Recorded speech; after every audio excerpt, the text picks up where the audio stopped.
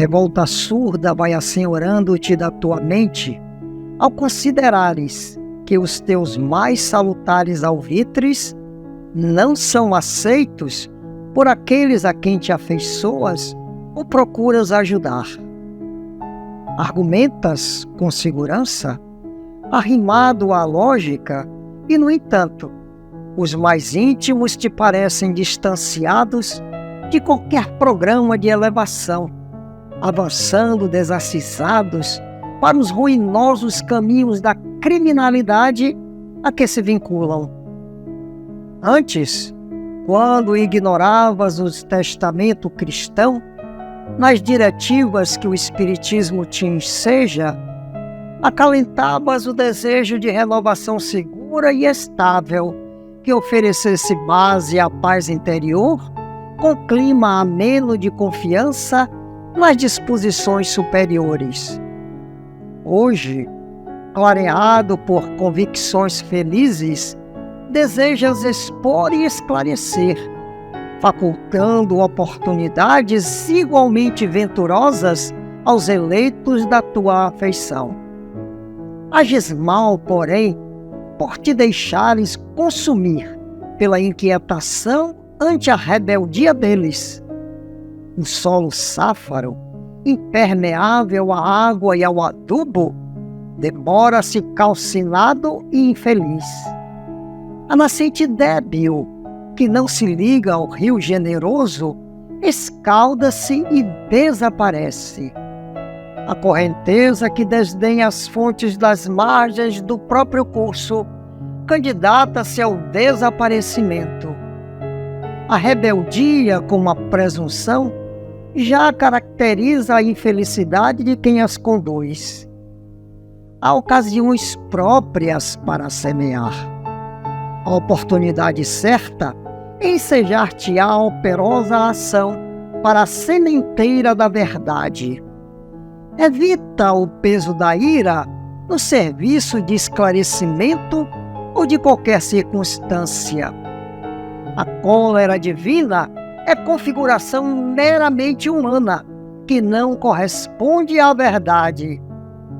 Quem deseja ajudar no despertamento de espíritos, porfia criando ambiente de luz, reconhecendo que o tempo é o grande professor dos desatentos.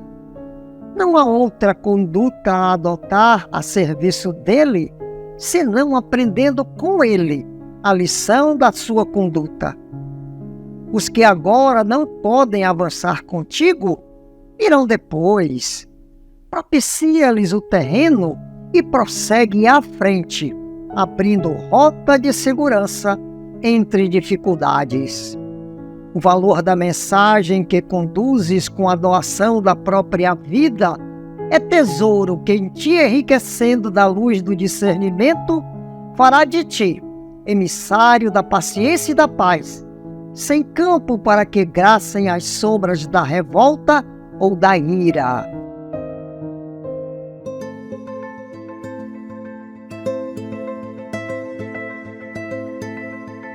A certeza suprema, absoluta, é a certeza da vida na outra vida, é a sublime esperança engrandecida para a lama tristonha irresoluta. Jamais finda o viver, é eterna luta, e ao deixar a matéria dolorida, a alma busca a mansão enflorescida nessa ânsia de amor, ânsia impoluta. É morrer, compreender a eternidade e buscar toda a fonte da verdade nessas luzes sublimes e eternais. Ó certeza suprema da consciência, há de nunca findar a nossa existência e de sermos os seres imortais. Debalde os corizeus do ateísmo propagarão as suas amargas teorias, cujo objetivo é o aniquilamento da ideia da imortalidade entre os homens. Debalde, o ensino de novos sistemas de educação, dentro das inovações dos códigos políticos, tentará sufocá-la. Porque todas as criaturas nascem na Terra trazendo-a gravada nos corações, inclusive os pretensos incréus, cuja mentalidade, não conseguindo solucionar os problemas complexos da vida, revolta-se, imprecando contra a sabedoria suprema, como se os seus gritos blasfematórios pudessem obscurecer a luz do amor divino, estacando os sublimes mananciais da vida. Pode a política obstar a sua manifestação, antepondo-lhe forças coercitivas? A ideia da imortalidade viverá sempre nas almas, como a aspiração latente do belo e do perfeito. Acima do poder temporal dos governantes e da moral duvidosa dos pregadores das religiões, ela constantemente prosseguirá dulcificando os corações e exaltando as esperanças, porque significa em si mesma o luminoso patrimônio da alma encarnada, como recordação perene da sua vida no além, simbolizando o laço indestrutível que une a existência terrena à vida eterna, vislumbrada, assim, pela sua memória temporariamente amortecida. Saudações, queridos amigos, caminhantes da estrada em busca do sagrado. Alegria imensa estarmos aqui mais uma vez em nosso encontro semanal com reflexões, música, poesia que nos falam da busca pelo divino em cada um de nós. Hoje, o nosso tema será a imortalidade, faculdade inata ao espírito, ainda passível de descobertas e apropriações, sendo chave de muitas possibilidades de melhoria de vida para nós humanos, ainda tão apegados ao impermanente, ao ilusório. A ideia de que a morte não existe está atrelada aos primórdios do pensamento filosófico, sobretudo na escola grega, que antecede aos tempos novos em centenas de anos. Platão, por exemplo, no Mênon, afirmava, referindo-se a Píndaro: dizem de fato que a alma do homem é imortal e que às vezes chega a um fim, o que chamam de morte. Às vezes ressurge novamente, mas nunca é destruição. Justamente por isso é preciso transcorrer a vida de maneira o mais sensata possível. Observa-se que havia atrelada à questão da vida imortal uma ideia de algo moral, vinculado ao expurgo de pendências, as quais se tornariam impeditivo para a disjunção final da dualidade alma-corpo. O corpo seria então uma espécie de prisão, e a morte, a libertação das potências da alma estagnadas pelas exigências do plano físico. Ainda em Platão, no Fédon, a morte nada mais é do que a separação da alma e do corpo, ou seja, dizia ele, consiste nisso, apartado da alma e separado dela, o corpo, que ele chamava de sômatus, permanece isolado, cores. Em si mesmo, a alma, por sua vez, apartada do corpo e separada dele, permanece isolada em si mesma. Contudo, a morte existe, pelo menos em tese. Quando assistimos ao desligar de um corpo físico de um ente querido, em que seus movimentos, a fala, o ouvir, a expressão dos olhos, tudo se esvai, nesse instante a finitude toma posse dos sentidos e o que era real agora é diverso. Impossível associar aquele corpo inerte, frio, ao ser que minutos antes exuberava em vida.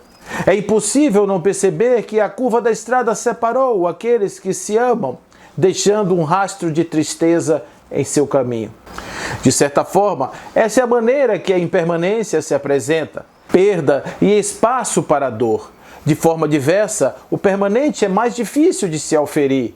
Se existe uma espécie de dicotomia alma-corpo, onde uma é permanente e a outra é impermanente, fácil é apurar a segunda, enquanto que a primeira, por se tratar de algo que não pode ser assim, tocado, auferido pelos sentidos diretos, fica ao encargo da fé, que se vacilante não se converte em força para enfrentamentos.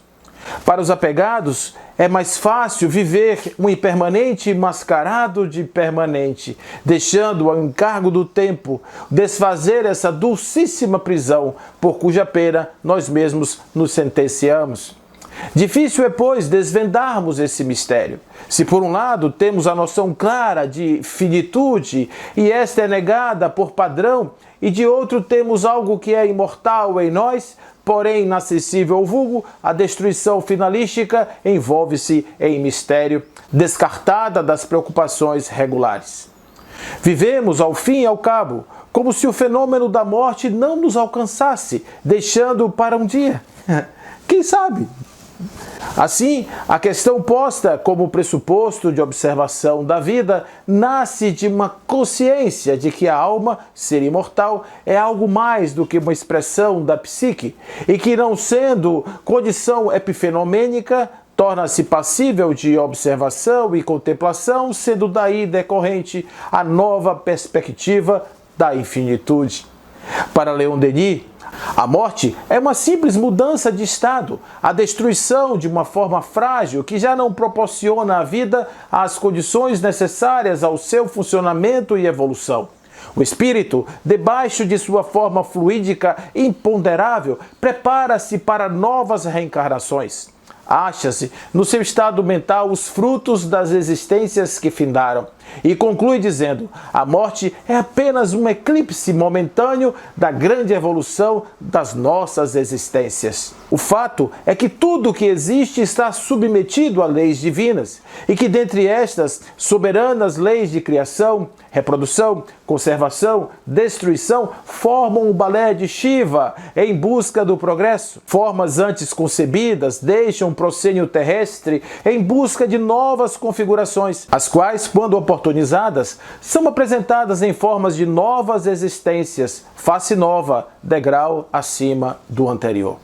Desta forma, tudo deve nascer, crescer, deperecer e deixar-se fluir por intermédio dos ciclos do desaparecimento, abrindo espaço para tais reconfigurações. A morte é parte desse ciclo e, paradoxalmente, trabalha para a imortalidade. Sim, é coadjuvante no processo evolutivo do ser imortal, sendo ferramenta evolutiva e jamais oposição. Se pensarmos assim, a imortalidade é conquista de gênese, portanto, essencial do espírito, mesmo que a sua expressão em termos de manifestação inconteste se dê por espaços entre ocorrências manifestas finitas e intervalos mais ou menos longos chamados intermissões. Mesmo que o fluxo da imortalidade seja de aparentes recorrências da impermanência, sem que esta última em nada lhe tire o significado.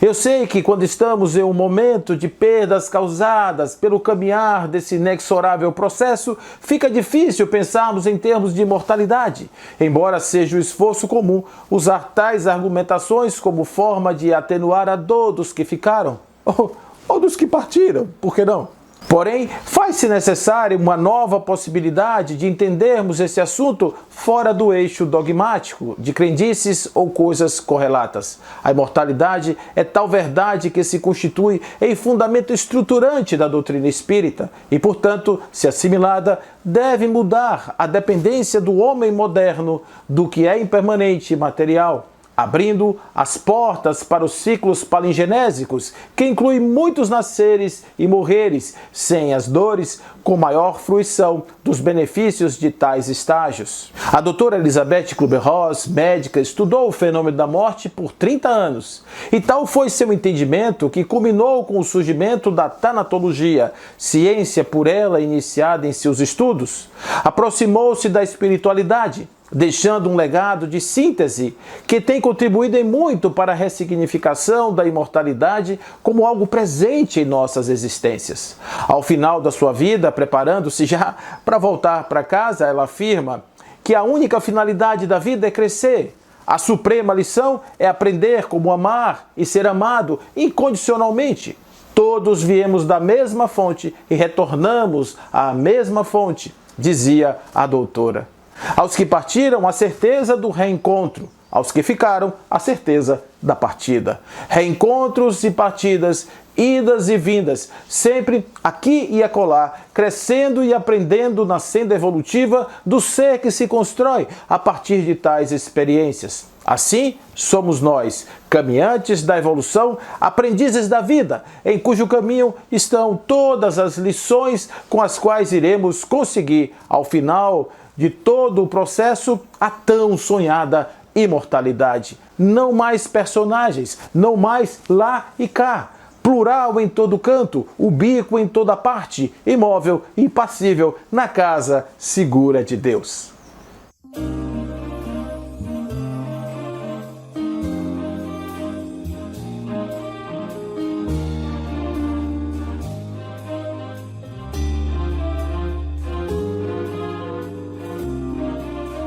Mande notícias no mundo de lá, diz quem fica. Me dá um abraço, venha me apertar, tô chegando. Coisa que gosto é poder partir sem ter planos. Melhor ainda é poder voltar quando quero. Todos os dias é um vai e vem, a vida se repete na estação. Tem gente que chega pra ficar, tem gente que vai pra nunca mais. Tem gente que vem e quer voltar, tem gente que vai e quer ficar. Tem gente que veio só olhar, tem gente a sorrir e a chorar. E assim chegar e partir são só dois lados da mesma viagem. O trem que chega é o mesmo trem da partida. A hora do encontro é também despedida. A plataforma dessa estação é a vida desse meu lugar. É a vida desse meu lugar. É a vida. Larará, ué.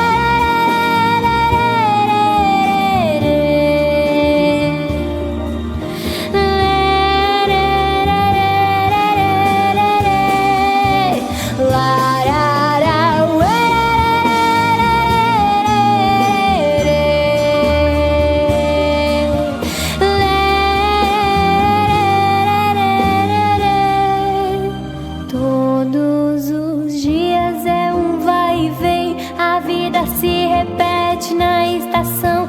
Tem gente que chega pra ficar, tem gente que vai pra nunca mais. Tem gente que vem e quer voltar, tem gente que vai e quer ficar. Tem gente que veio só olhar, tem gente a sorrir e a chorar. E assim chegar e partir são só dois lados da mesma viagem. O trem que chega é o mesmo trem da partida. A hora do encontro é também despedida. A plataforma dessa estação é a vida desse meu lugar. É a vida desse meu lugar. É a vida desse meu lugar. É a vida desse meu lugar. É a vida.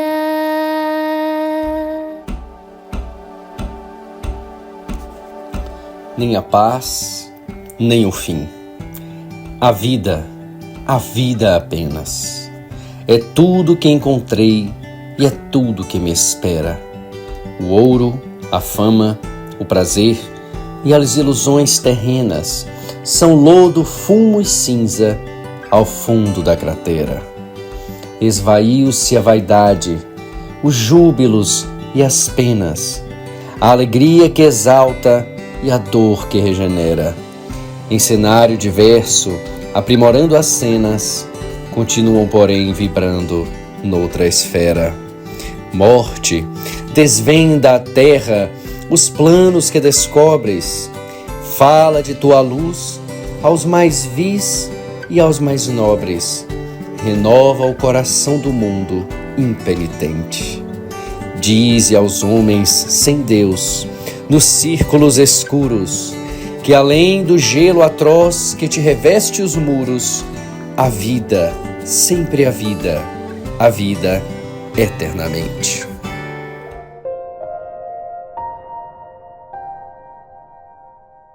Como pode um homem, e um homem inteligente, não crer na imortalidade da alma e, consequentemente, numa vida futura que não é outra senão a do Espiritismo? Em que se tornaria esse amor imenso que a mãe devota ao filho, esses cuidados com que o cerca na infância, essa atitude esclarecida que o pai dedica à educação desse ser bem amado? Tudo isso seria então aniquilado no momento da morte ou da separação? Seríamos assim semelhantes aos animais, cujo instinto é admirável sem dúvida, mas que não cuidam de sua progenie com ternura, senão até o momento em que ela cessa de ter necessidade dos cuidados maternos?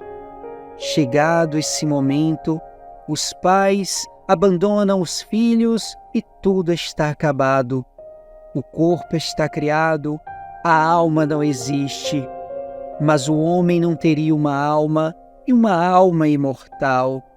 E o gênio sublime, que só se pode comparar a Deus, tanto dele emana esse gênio que gera prodígios, que cria obras-primas, seria aniquilado pela morte do homem.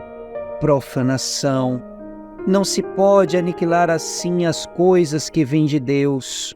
Um Rafael, um Newton, um Miguel Ângelo e tantos outros gênios sublimes abarcam ainda o universo em seu espírito, embora seus corpos não mais existam.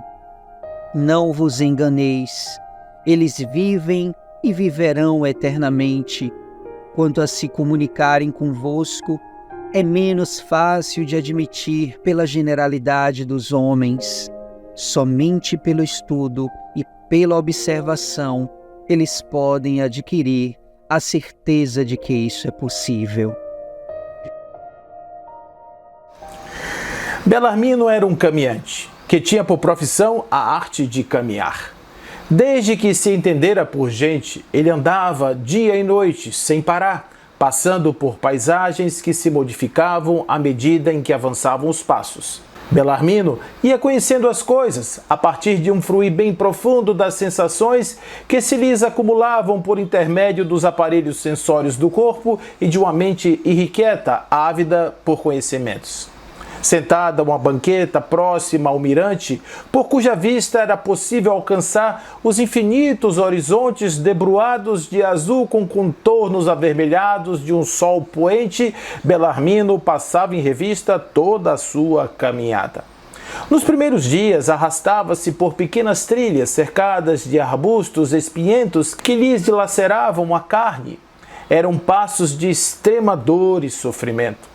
Contudo, observava o caminhante que, apesar das dificuldades, algo o impelia a continuar sem detença.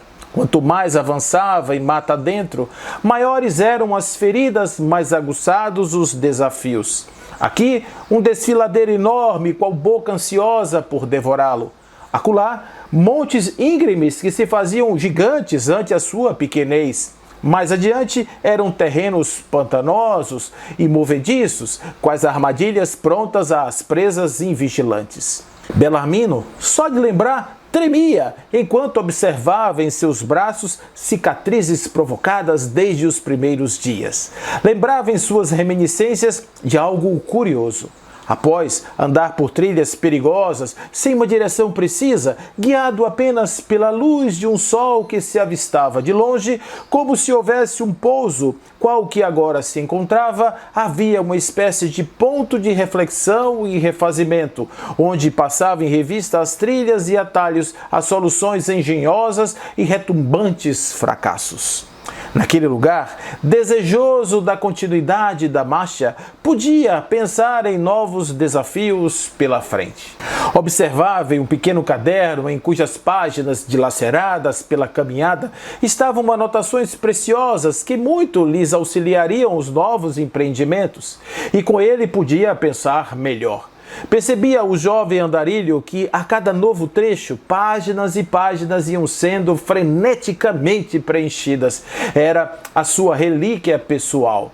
Belarmino era um homem audacioso, mas havia algo que temia mais do que a sombra. Ele abominava a ideia de morrer. E se numa dessas aventuras ele não conseguisse preservar a sua vida, como seria? Para não pensar nisso, toda vez que o pensamento lhe invadia a mente, ele buscava divertimentos, distrações que retiravam o foco deste incômodo assunto. Andava dia e noite e, vez por outro, descansava. Outro ponto interessante nas caminhadas do curioso amigo é que ele aprendera a manter o foco na caminhada, e por mais trechos que andasse, o último era sempre o mais presente em sua memória. Os demais, embora houvesse, não passavam naquele momento de fragmentos soltos, de memórias eventuais, assim denominados por ele em suas reflexões acerca deste fenômeno. Entre trilhas, paradas, memórias fragmentárias e muita decisão de seguir, avançava Belarmino em direção ao pequeno sol, que se ampliava conforme mais dele se aproximava. Nesse momento, ainda preso às lembranças, observou que passavam pelo seu pequeno paraíso seres que pareciam trilhar, como ele, particulares caminhos, e ousou interceptá-los para proveitosos entendimentos. Levantou-se do banco em que se encontrava e dirigiu-se a um andarilho que passava apressado, sem dar-se conta das maravilhas que aquele lugar lhe oferecia aos sentidos. "Olá, amigo!" dirigiu-se amável ao homem que caminhava. "Tens alguns minutos para uma conversa esclarecedora?" perguntou Belarmino. O homem cabisbaixo mal fitou e foi logo respondendo: "Fale bem depressa, pois o tempo urge." Belarmino, sem vacilações, completou: "És, como posso ver, um caminhante como eu. Podes me dizer para onde vais com tanta pressa?" O pequeno e franzino homem levantou levemente a cabeça para que os seus olhos cansados pudessem observar o indefectível perscrutador e disse: "Estou em busca das minhas coisas perdidas. Por acaso viste alguma delas por aqui?" E seguiu apressado antes que pudesse receber qualquer resposta. Mais adiante, uma mulher aparentando cerca de 30 anos, vestida com a mortalha à moda dos hospitais, caminhava lentamente, com o olhar absorto, parecendo assim meio perdida, sem o rumo certo. Belarmino aproximou-se e indagou sobre o seu destino, e a moça, sem dar-se conta, respondeu: "Eu vou à sala de exames, procuro o médico que estava me atendendo. Por acaso viste ele por aqui?" Belarmino, que buscava a resposta, parecia algo frustrado. Eram os outros que pareciam servir-se dele como fonte segura de informações. Virou-se em direção ao banco de onde partira quando observou um senhor que lhe fitava de longe. Diferentemente dos demais, ele não andava, ele não corria, parecia curioso com os gestos e ações executadas pelo jovem indagador. Foi nesse momento que percebeu aproximar-se e, pensando de si para consigo: "Eis aí um bom interlocutor." "Que pensas tu que fazem, jovem caminhante que repousa?" "Procuro companhia", respondeu Belarmino de forma segura. "Alguém que possa me explicar, dar dicas ou aprimorar a minha arte de andar." O homem sorriu como se compreendesse as profundas indagações do jovem, tecendo a partir daí os preciosos esclarecimentos buscados por Belarmino. "Compreendes as etapas do caminho com seus altos e baixos como ciclos de uma existência maior, sem fim, a qual todos estamos matriculados. Veja paragens como esta como pontos de inflexão e mudança, novos rumos, novas paisagens. Tudo muda ao redor, só que não muda é o que você continua caminhando. Nesses locais, eis que surgem pontos de repouso e meditação, tais quais o que você agora se encontra. Então quer dizer que rumo ao sol para o qual me destino há muitos trechos de paradas?" "Sim", respondeu o sábio homem. "Cada um dos trechos percorridos chamamos de vida, e cada uma das paradas chamamos de erraticidade. O mesmo caminhante passa por muitas vidas e muitas erraticidades."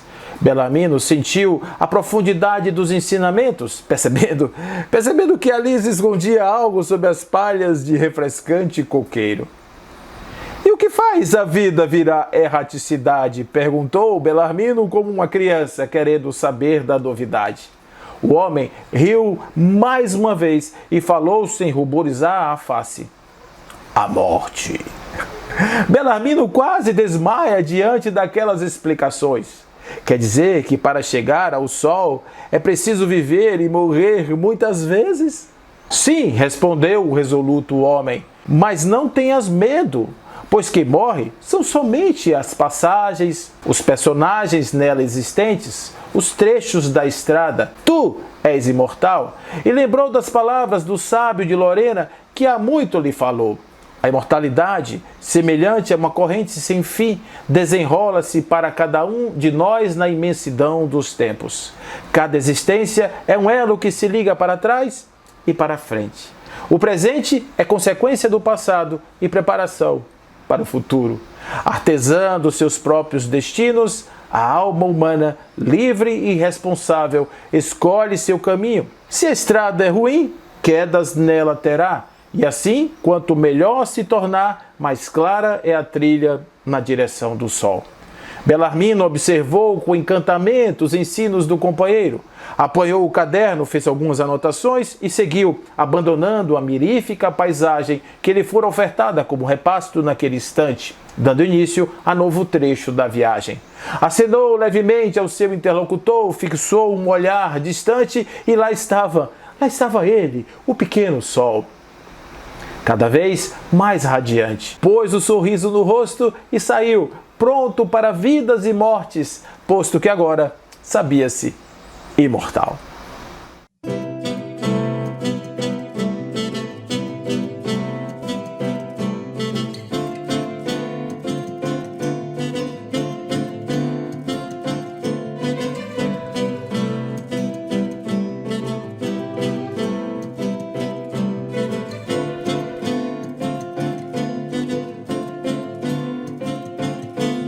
Além do horizonte deve ter algum lugar bonito pra viver em paz.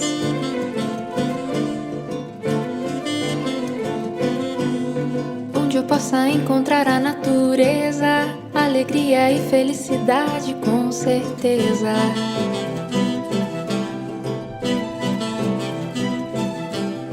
Lá nesse lugar o amanhecer é lindo, com flores festejando mais um dia que vem vindo.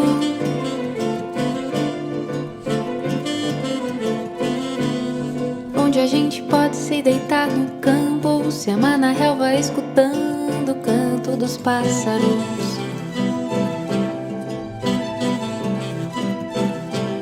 Aproveitar a tarde sem pensar na vida, andar despreocupado sem saber a hora de voltar.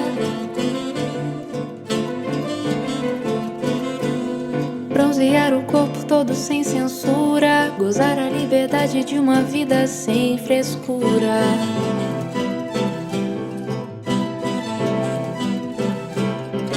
Se você não vem comigo, nada disso tem valor. De que vale o paraíso sem o amor? Se você não vem comigo, tudo isso vai ficar no horizonte esperando por nós dois.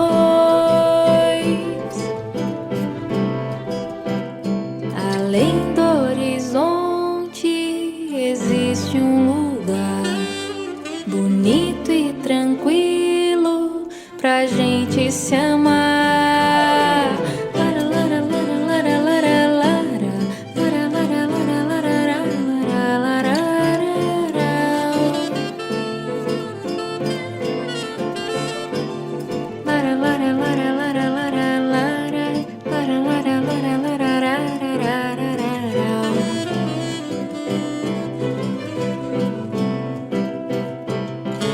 Se você não vem comigo, nada disso tem valor. De que vale o paraíso sem o amor?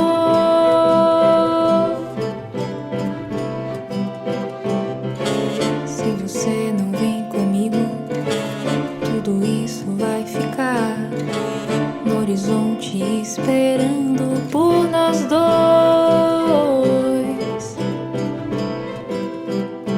Além do horizonte existe um lugar bonito e tranquilo pra gente se amar.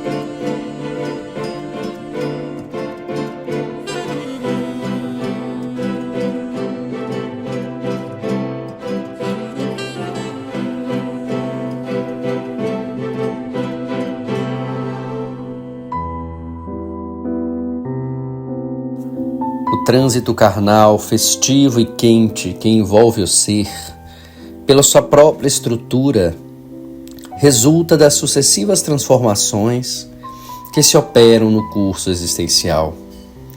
Obedecendo às leis do movimento, átomos e suas partículas alteram a constituição em que se apresentam conforme a natureza do conjunto. No caso da organização humana, reúnem-se em perfeita integração perispiritual, que lhe faculta apresentar-se na forma conhecida, alterando-se conforme as energias emitidas pelo espírito no seu processo evolutivo. Por essa razão, o corpo físico sofre contínuas modificações decorrentes dos campos vibratórios programados para a jornada orgânica. Em consequência, tudo na relatividade do tempo e do espaço impõe alterações estruturais que culminam no fenômeno biológico da morte. Enigma filosófico desafiador, a morte tem sido a grande incógnita de cada vida. A vida que promana de Deus, no entanto, aí se omisia nesses rescaldos de horrores, agarrando-se ao corpo desgastado e disforme.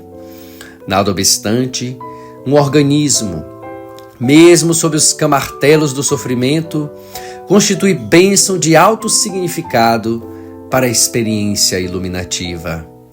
Razões ponderáveis de existências passadas contribuíram para a ocorrência necessária.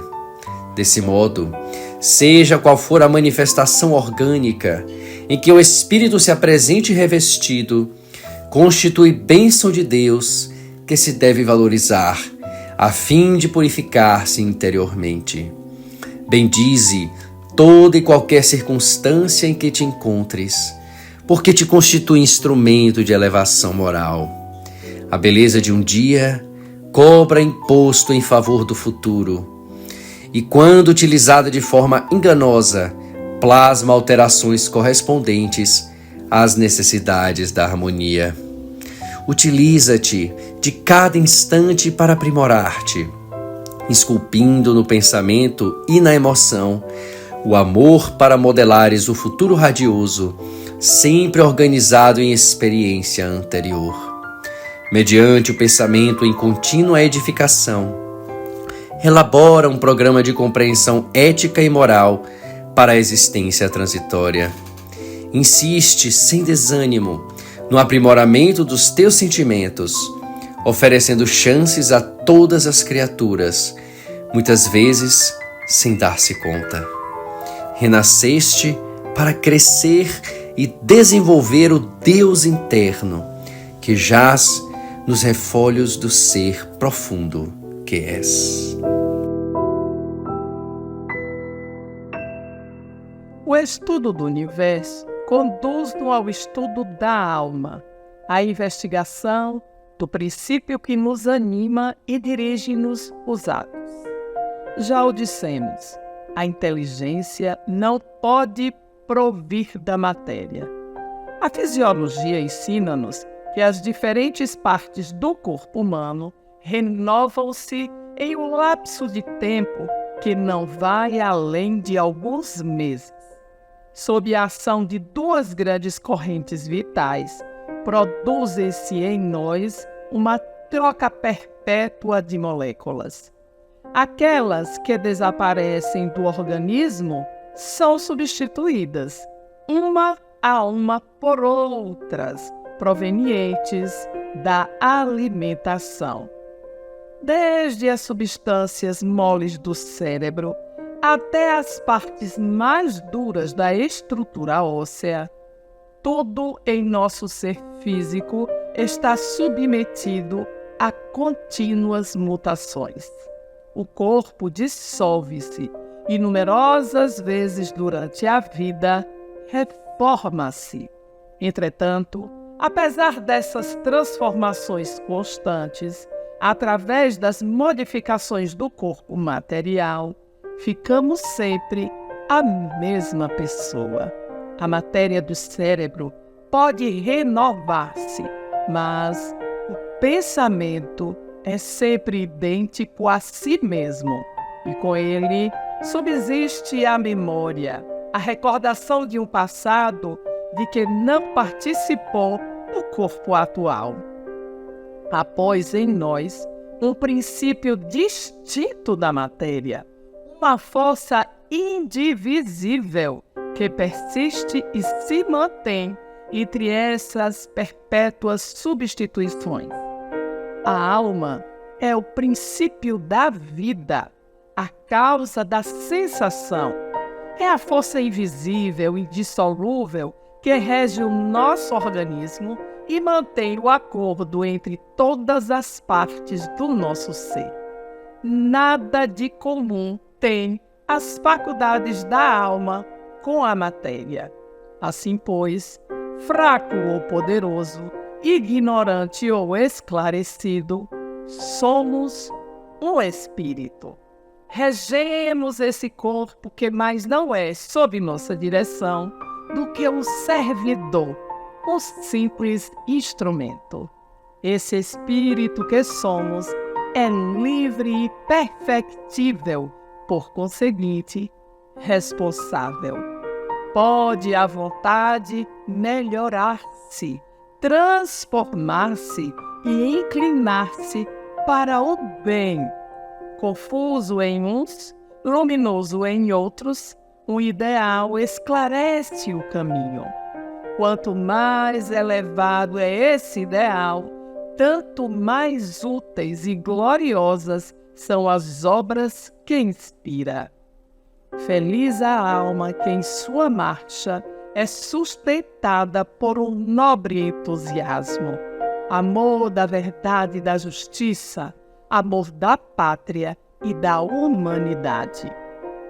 Sua ascensão será rápida, sua passagem por esse mundo deixará traços profundos, sulcos de onde colherá uma messe bendita à alma em suas peregrinações.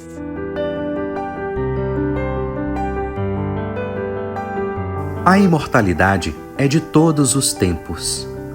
A ameba, por exemplo, sendo um dos organismos unicelulares mais simples, pode ser considerada como imortal, porquanto, à medida que envelhece, graças ao fenômeno da mitose, dá lugar a duas outras, ricas de vida, e assim sucessivamente. Jamais ocorre a morte do elemento inicial. Assim sucede com a vida humana do ponto de vista do ser espiritual, que enseja a cada um experienciar o que é sempre melhor para si mesmo.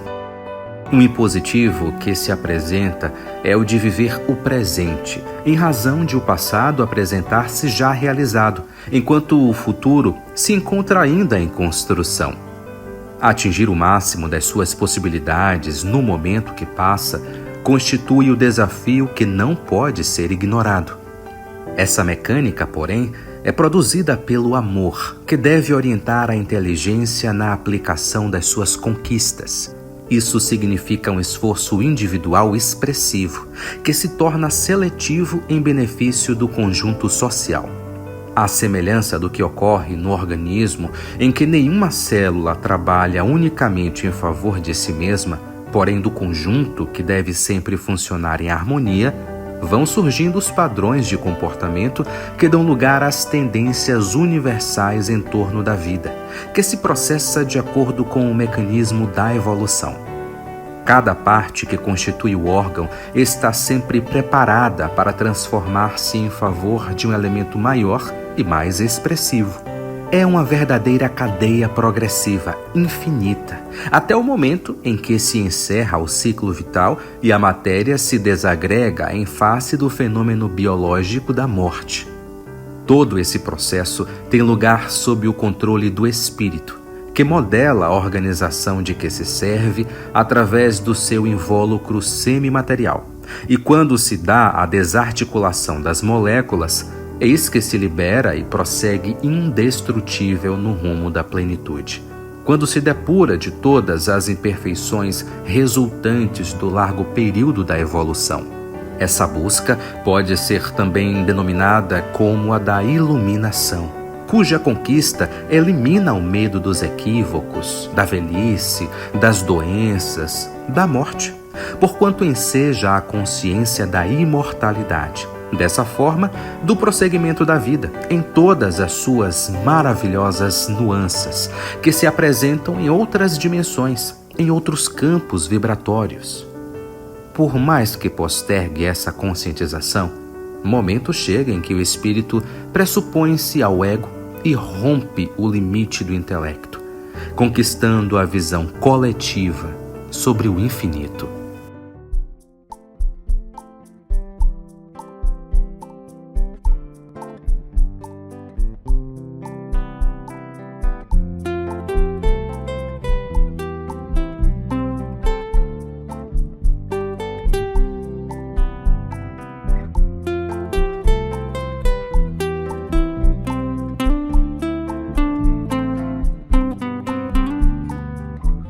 Passa o tempo, passa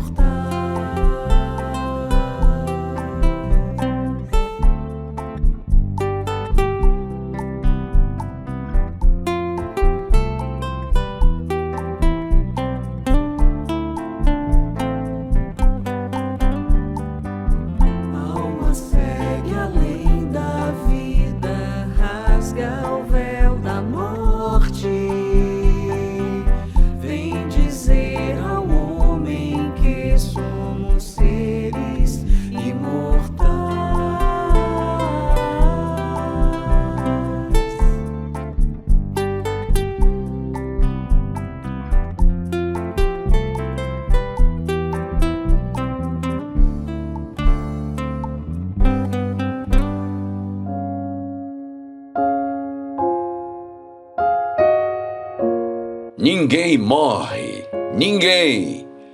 Na sepultura não vive a dor da eterna despedida. A morte é tão somente a porta escura onde se enflora o berço de outra vida. Prossigo a mesma luta indefinida de minha alma paupérrima e obscura, purificando a lágrima que ouvida, a incompreensão, a sombra, a desventura. Feliz o homem que acorda na alvorada e vive o esforço aspérrimo do dia, sem reparar na senda tormentosa. Para a consciência pura, iluminada, a morte é a estrada excelsa da alegria para a sobrevivência esplendorosa.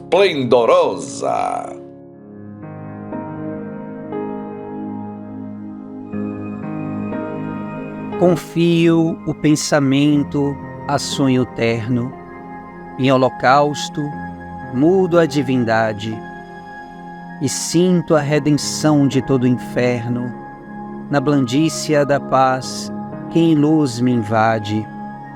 A carícia invisível me prosterno, e por mais ruja a treva e se degrade, Deus fulgura qual facho imenso e eterno, suporte vivo da imortalidade. Há traços resplendentes de mil vidas e destroços das épocas perdidas no mar turbilhonante de mim mesmo. Seguimos, eu e o sonho que delivro, páginas paralelas de um só livro, no livro do universo aberto a esmo.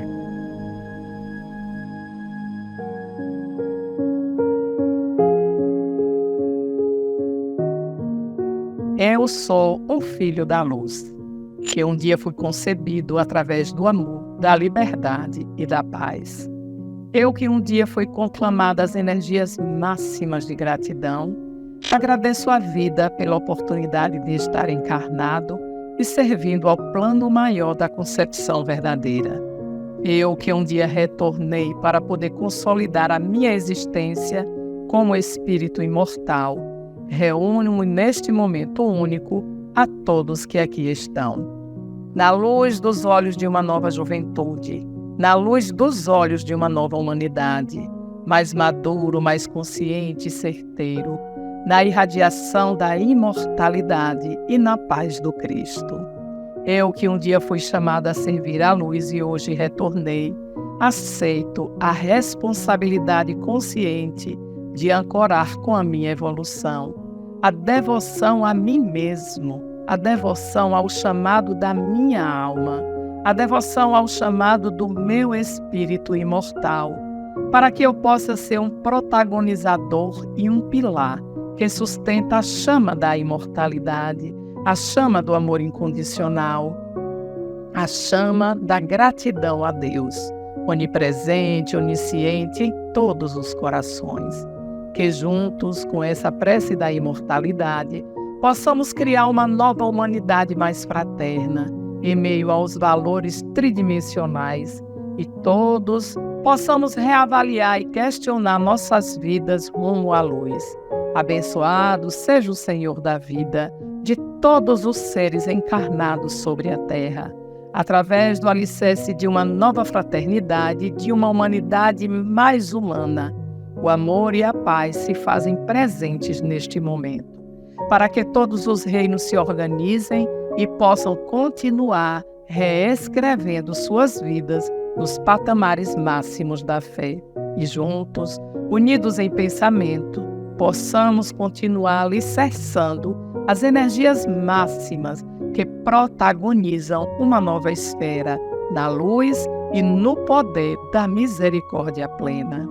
Que eu possa continuar buscando a irradiação da serenidade e do equilíbrio, que eu possa reavaliar minha vida e meus valores, que eu possa reescolher os padrões mentais e comportamentais que irão direcionar a minha vida a partir desse momento e eu me torne uno com o Criador.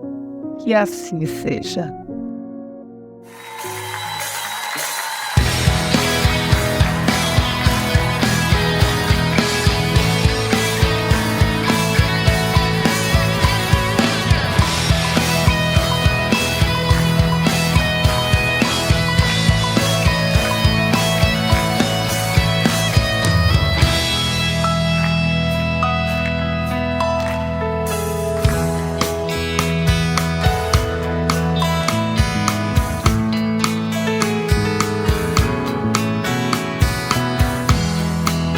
Agora eu sei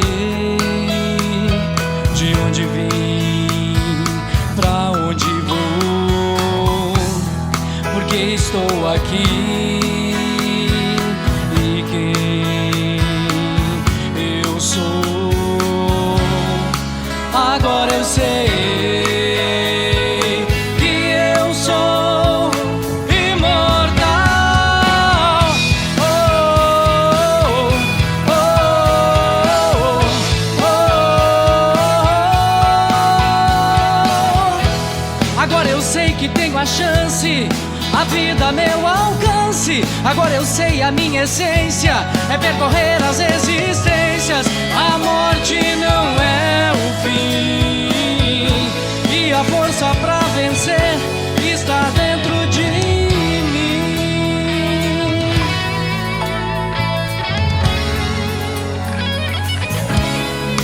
Agora eu sei que eu sou imortal. Agora eu sei que tenho a chance, a vida a meu alcance. Agora eu sei a minha essência é percorrer as existências. A morte não é o fim,